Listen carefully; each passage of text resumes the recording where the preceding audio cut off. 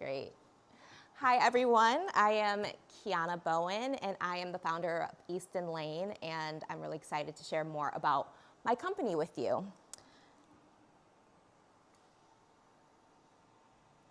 And I just hit.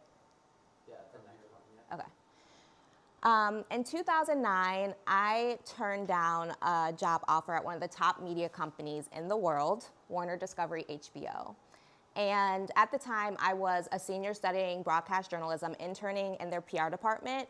And at the end of my internship, I would have the opportunity to join their team full time. From the outside, it looked like the obvious path, big network, big opportunity, big city. But from the inside, I could see how media worked, whose stories were being told, what was considered culturally relevant, and whose voices were trusted. And I didn't see people who looked like me, and I didn't hear voices from the places that I came from. So I decided to make a different decision, and instead of taking that job offer, I decided to move back home to my small town of Salisbury, Maryland, and build something here. Easton Lane is a design and lifestyle media company that produces original editorial programming, creative workshops, and live experiences centered on building a beautiful life from your small town. So traditional media has two gaps. First, it's dominated by big cities and the same familiar voices. And second, it stops at inspiration. So people can scroll, save, and dream, but they aren't shown how to take what they see from online and turn it into real life. For small town communities, that gap is even bigger because, as you probably know, we have limited access to some of the creative resources that big cities have. And that's why we often hear sentiments of, small towns are 10 years behind, or even the idea that you have to move away to a big city to have the life that you want. An Adobe Creative Research report on inspiration versus action actually showed that 85% of people find inspiration online, but only 35% feel confident applying that inspiration that they find. Only about 60% they lack resources to it, and then another 45% lack guidance or know-how to actually take what they're seeing online and put it into real life. So Easton Lane exists to change that. We like to call ourselves a content to community company. So we create original design and lifestyle content centered around small town and intentional living, stories that reflect homes, that reflect lifestyle and creative things happening beyond big cities. And then we go a step further and translate that content into real life experiences. So that's workshops, gatherings, pop-ups, creative events, education, local partnerships. We don't just inspire people through a screen, we give them access to style, access to culture, access to tools, education, and experiences that are often reserved to big cities. This is how our ecosystem works. So it starts with the content. Our digital content is where people discover us, whether it's our original programming on YouTube, short form storytelling through our reels, or editorial features in our digital magazine. Each piece of content is made to inspire and invite people in. From there, we move into workshops, and this is where people grow. So we provide accessible, creative, skill-building education that teaches people how to apply what they're seeing in our content into real life. And then finally, that leads to experiences. This is where community forms. And our experiences is how we build the kind of creative and cultural moments that people typically associate with big cities directly into small town communities. So those are our pop-ups, our design-forward events, our curated gatherings, and this is all designed to make a beautiful creative life feel accessible right where you live. So we do have competitors. First is traditional media, but those are largely focused on urban areas as well as national audiences, so it makes it a little less relevant to small town communities. Local publications such as like Coastal Style Magazine, Metropolitan, or Edible Delmarva, they are great at highlighting regional stories, but they primarily act as editorial print magazines, so they don't have that immersive programming. There are local workshops. They offer in-person experiences, but often lack the reach, consistency, and editorial credibility of a media platform. And then there's just social media and DIY content in general.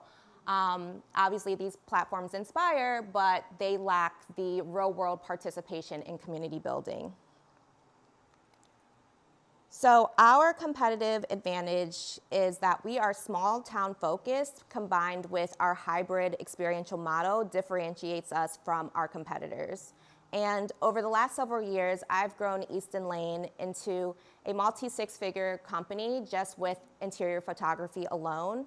My work has received national recognition from being named a top photographer by Architectural Digest, style maker by Better Homes and Gardens, and a design TV host on Magnolia Network. And I've been able to accomplish all of this living right here in Salisbury, Maryland, proof that a successful creative life doesn't require a major city. And this next phase of Easton Lane will allow me to extend my expertise beyond services to share with the broader community.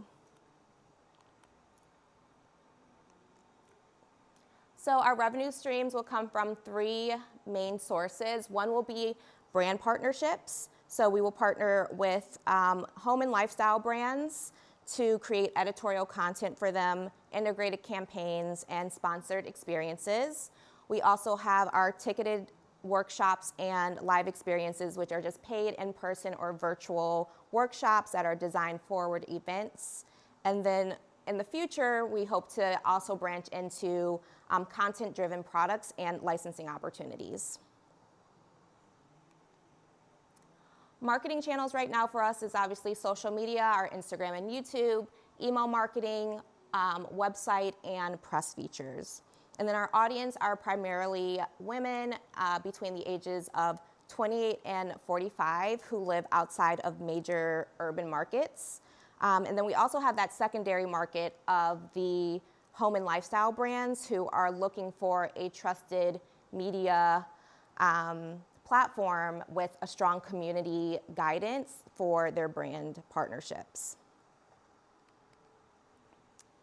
So operationally, right now it's just me, but my ask is $150,000 in funding to build out the operational foundation for this company, and that will allow us to scale the content production needed. So I would like to hire a brand manager, which will oversee the partnerships, content, and strategy, as well as a creative assistant to support the day-to-day content creation. And then the funds will also be used to help with the build out of the production studio to produce some of the content. So that's it. Thank you.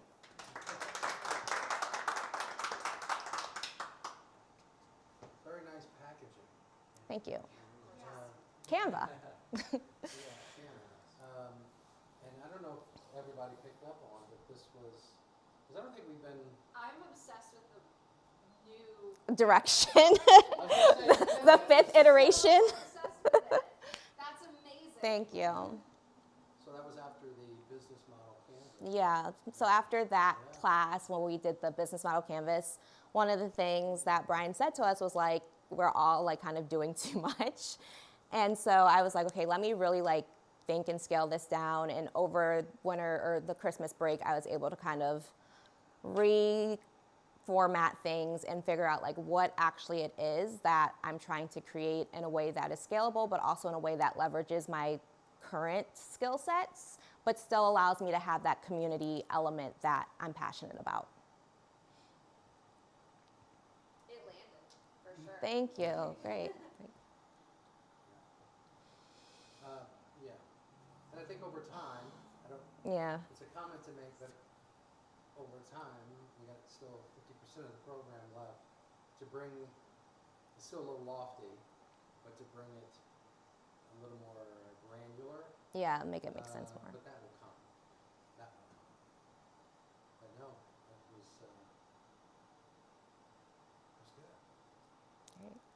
I appreciate that you leaned into research to validate Yeah.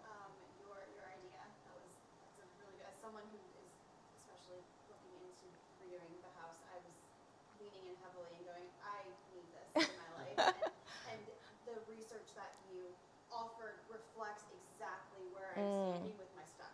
Oh, good. Yeah, I mean, that was a research study that I found online. For my other iterations of the business, I had did like surveys and stuff for workshops and things like that, which kind of worked for the other elements, but not necessarily for my new direction. So I do want to gather data specifically from the local community on those same elements that the larger study did. So that's kind of my next stage as far as like incorporating more data is actually to kind of do another survey and stuff to get updated data based on this new direction. And again, I think everybody needs to incorporate data, but purposeful data, not just for the sake of, I did survey, how does that Yeah. support your story? That was good. Good discussion. Thank you.